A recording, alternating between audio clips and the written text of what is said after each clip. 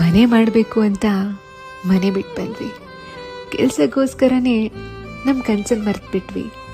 ಮನೆ ಎಲ್ಲೋ ಇದೆ, ಕೆಲಸ ಇನ್ನೆಲ್ಲೋ ಇದೆ. ನಾವಿಟ್ಟಿರೋ ಹೆಜ್ಜೆ ಸರಿಯಾಗಿದೆಯೋ ಗೊತ್ತಿಲ್ಲ. ನೆಮ್ಮದಿಯ ನಿದ್ದೆ ಅನ್ನೋದು ಕಡೆಯದಾಗಿ ಬಹುಶಃ ಮನೆಯಲ್ಲೇ ಆಗಿದ್ದು ಅನ್ಸುತ್ತೆ.